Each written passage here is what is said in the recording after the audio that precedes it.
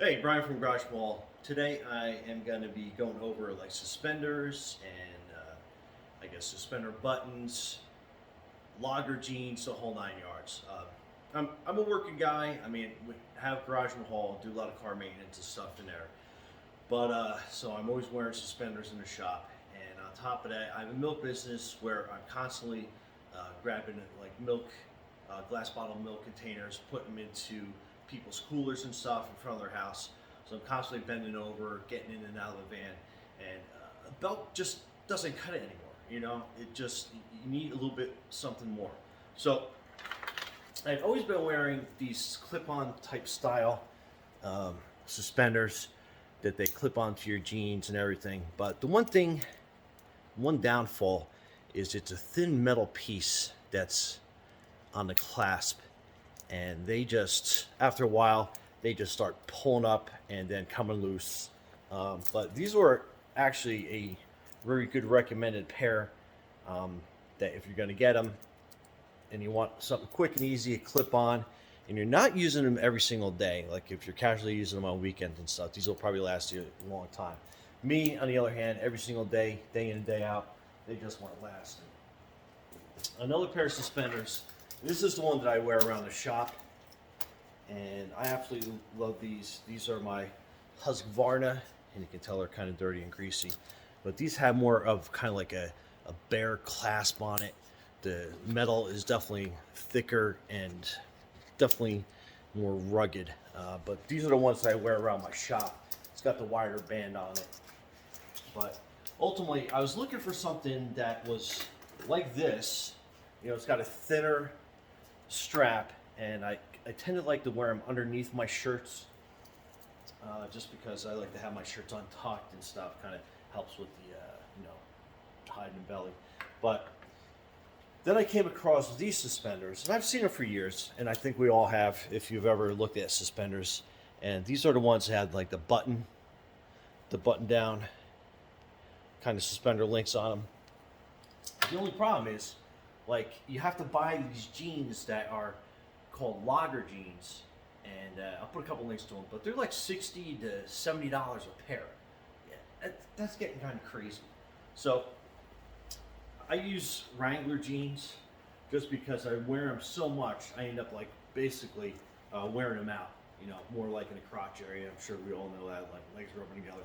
But anyway, on a logger jean, if you look at it, and I made this pair, but all logger jeans are pretty much the same. This is your main button that goes to your fly, but then it's got two buttons on either side of the first main belt loop. So, and then that's the other side of the jean. So that's your buttonhole. And then on the back, you have two buttons on the other side. So what I try to do is make sure that I can replicate that by there's a little button pack. I'll put the links for it online, but basically it's got like a dozen jean buttons and a rivet that goes in the back of them. Now, you can also use this for more like decorations. I've seen guys where they've dressed up, or young guys dress up their jeans and stuff. But so what you get is you get a whole kit, and the buttons come basically wrapped up in a little tissue paper. So when you open it, so you got that nice little button that's brand new. And then it comes with this little rivet that basically goes into the back of the button. And you basically set it with a hammer. So, I'll be right back. I'm going to grab match markers. One thing I didn't grab.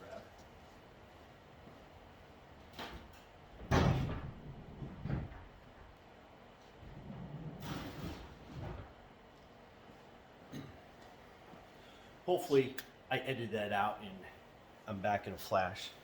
But what I do is on the back, so to replicate this, I'm basically going to take my other jean, I'm going to lay it down.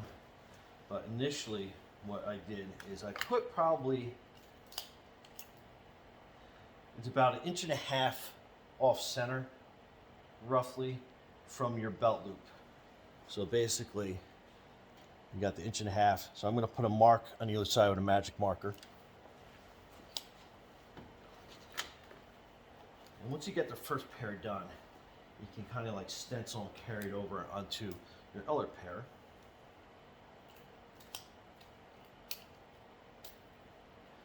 So you're going to do 1.5 inches over here, and 1.5 inches over on this side.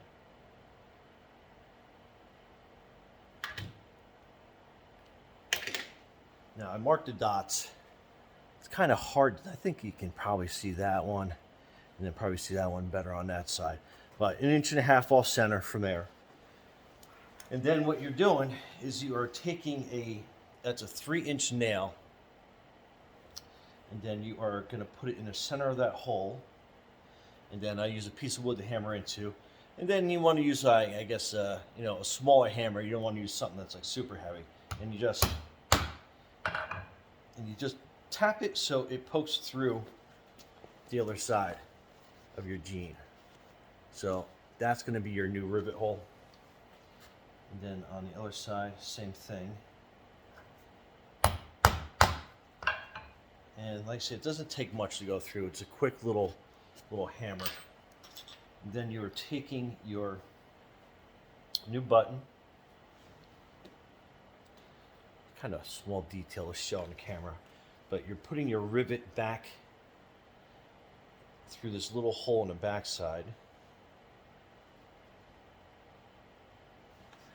So if you look at it, so that's you're poking it through that one side, and then you have your button that you're going to be placing right there on top of it. Now, line it up on the wood. You kind of push down on it a little bit to get it set straight. And then I basically just take a hammer, just kind of push it through so it's sitting straight, and then I give it 2 good hits with the hammer. And you know when you have it good is when it doesn't twist. It's not going to spin. If it's spinning, you got to give it another really good tap to make sure that's locked in there. But this one it's like almost right there. I'm going to give it one more quick tap. 2 quick taps. But so that one is set. So we're going to do the one on the other side of the middle in the back. The hardest part is unwrapping these little tissue paper buttons. Basically the same thing. You're going to take that little rivet, go through the back where you made that little hole. So put that little rivet through the hole in the back, and then you're going to be placing your button in on top of it, like that, down onto your piece of wood.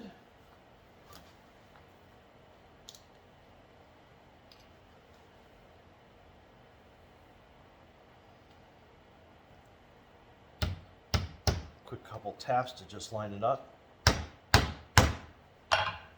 2 good hit with the hammer, and then that's the second one that's done. All right, so those are your 2 buttons on the back. See how I kind of like place it right in the middle of the jean? And then on the front, look for my template pair. And again, it's about 1.5 inches over on either side to center. And it does have to be exact, but you know, if you are into making sure you have everything set up right.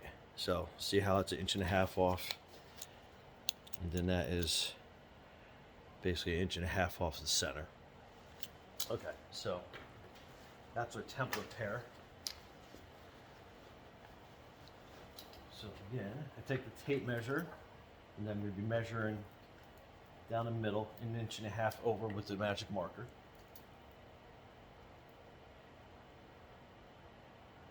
Just make that center mark there. 1.5 inches over on the other side. So make that little mark right there.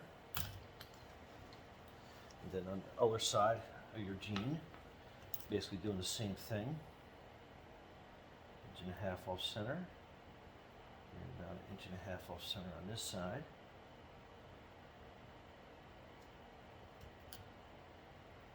so I got all my holes marked off.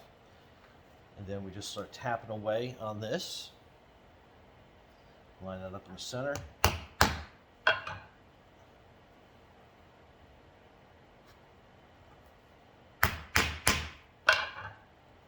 So those holes are done on that side.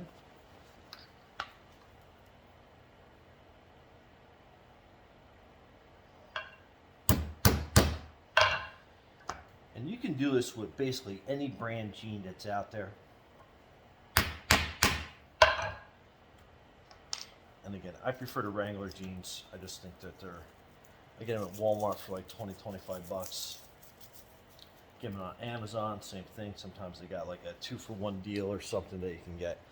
But again, repetitive, but I'll show you the whole process on one pair of jeans so you can see how easy it goes. So pop that rivet through the little hole that you did. Flip it over. Line it up. Sometimes, depending on how you get this set, it's not exactly as straightforward as you like it, but okay, so that one's done. All right, so let's do the one on the other side. Like I said, once you get your rhythm down, the hardest part is going to be getting these things unwrapped. I don't know if it's because it's a little cold out here in Garage Mahal or what we got going on. But so again, push that right through. Put your little button down. And if you got your choice of woods, use pine as your hitting block. Just because that's going to be a softer wood and it's not going to mess up your finish on your button. I don't know how important that is. I mean, to me, it's kind of like whatever. No one's going to really see. My wife likes me to look as best as I can, so you try to keep things looking a little bit better. Oh, and that's our snow tire snowman. A couple extra tires laying around. I couldn't fit them in on a Garage Mahal side, so I put them over here. To my wife's dismay, she made it into a snowman. So I think she used a basketball for the head or something, but that's a whole nother video. Okay, now looking for the little rivet hole. And there we go. And make sure that you definitely use a nail to make this hole. Some guys or girls get impatient and they try to like rush through that part and they try to hammer it through the jean without making the nail hole. I tried that. It's not going to work.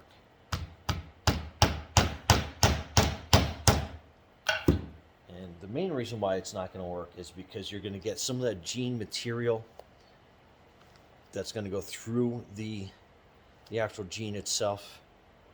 And then this hole's a little tough to see. And then you're going to get that jean material stuck in that button, and it's not going to rivet down properly. So definitely make your pilot hole. And there you go. So you got your button jeans on the front. And you got 2 buttons on the back. And like I said, these suspenders are pretty cool because also, good tip is to definitely probably button these before you put them on. But it goes pretty quick and easy. And then boom. So that's your basically your logger jeans, made for definitely half the price of the real ones. And again, other benefit to real logger jeans is they usually have an outside pocket on the leg, which these don't, that they usually put some sort of knee pad in. It also gives you a double layer of protection. But for the everyday guy, that you're not going to need that. But anyway, I'm going to make another pair of jeans here. No need for you to stick around and watch. I think that process was pretty easy. If you have any comments, please leave them below. I try to answer every single, I should say try, I answer every single question that comes along and comment. Other than that, Brian from Garageville Hall. It's 2021, January 1st today. Thank goodness we all made it through 2020.